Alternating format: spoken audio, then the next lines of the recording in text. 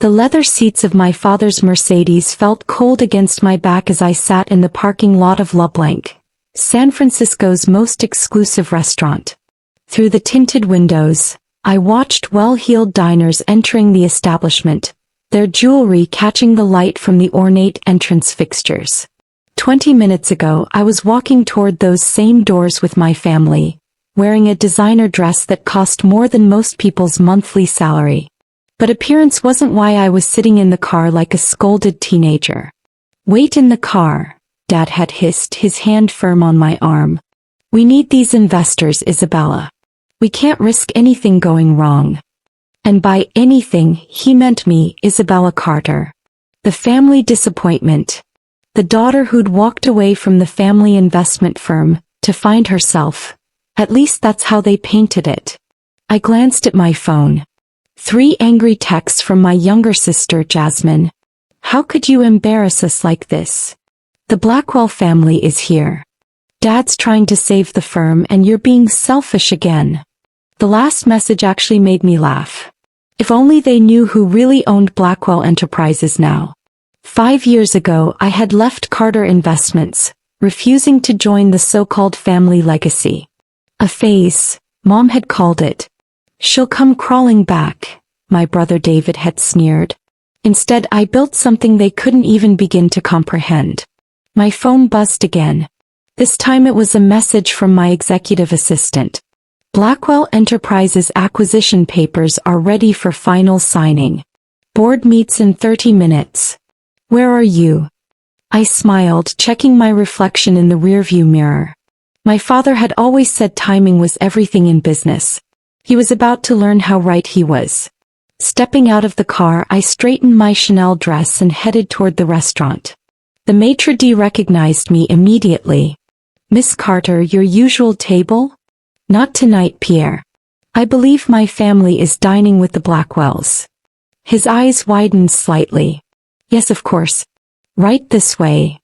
As we approached the private dining room, I could hear my father's voice, that smooth, persuasive tone he used when closing deals. "Blackwell Enterprises would benefit immensely from our expertise," he was saying. "Carter Investments has been managing portfolios for 3 generations." I took a deep breath and pushed open the door. The scene before me froze like a painting. My father mid-gesture, wine glass in hand. My mother's perfect smile slipped slightly. Jasmine and David looked like they'd swallowed lemons. And across from them sat Robert Blackwell Sr., CEO of Blackwell Enterprises, rising from his chair with a look of genuine surprise. "Madam President," he said, bowing slightly. "I didn't know this was your family." The silence that followed was deafening. "Robert." I nodded and walked toward the empty seat at the head of the table, my father's usual spot. "I hope I'm not interrupting." "Isabella." Dad's voice was strained. "What are you doing?" he asked. "Joining my family for dinner," I replied smoothly. "And apparently meeting with my CEO." "Your CEO?" David choked on his wine. Robert Blackwell looked between us, realization dawning. "They don't know," he asked. "Know what?" Mom's voice had that sharp, dangerous edge. I reached into my Hermes bag and pulled out a folder, sliding it across the table to my father. "The papers finalizing Blackwell Enterprises acquisition. I just need your signature, Robert." "Of course, Madam President," he said, reaching for his pen. "Stop." Dad's hand slammed down on the folder. "What is this?" "This," I said calmly, "is business. Something you taught me very well, Dad. Though perhaps not in the way you intended." And that was only the beginning. While my siblings were learning to maintain the old ways, I was watching the future unfold. Tech startups, digital currencies, artificial intelligence. The world was changing fast, but Carter Investments remained stubbornly traditional.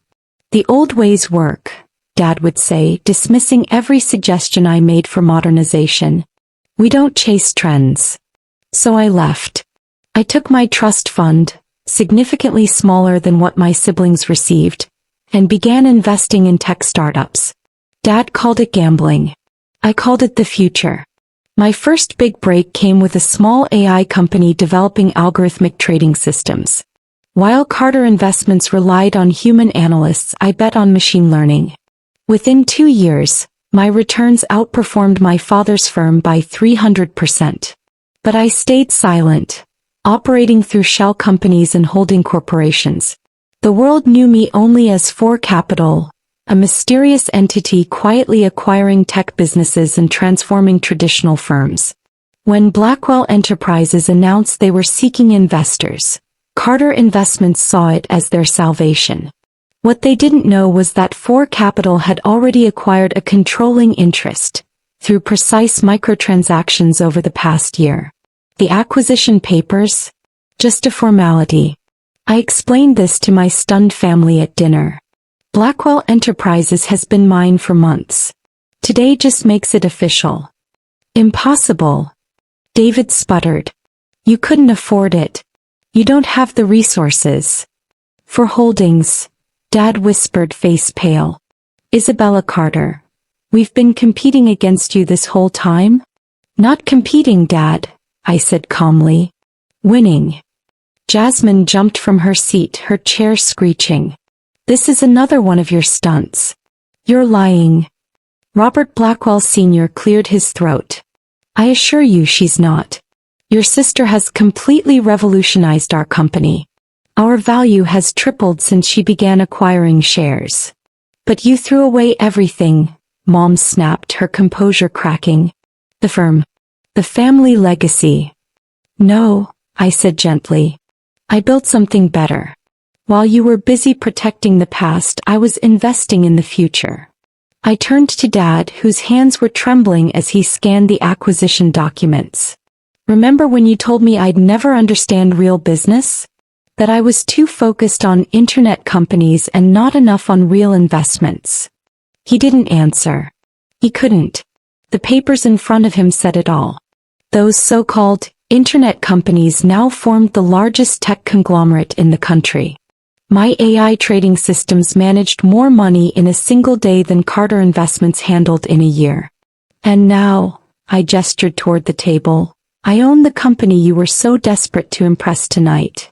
The waiter appeared with champagne, something I'd arranged beforehand, knowing how the evening would unfold. As he poured the glasses, I watched my family struggle to process the new reality. What happens now? Dad finally asked, his voice hollow. I picked up my champagne glass, watching the bubbles rise to the surface. Now, we talk about the future of Carter Investments. I smiled softly, remembering all the times they dismissed me. I still believe in keeping things in the family. The next morning, I sat in my penthouse office on the 50th floor of what was once Blackwell Tower, now renamed the Carter Innovation Center. Below, the city sparkled. Fog rolled under the Golden Gate Bridge as the sun rose behind me. My phone hadn't stopped buzzing since last night. 37 missed calls from family members. Dozens of texts. Several desperate emails from the Carter Investments board.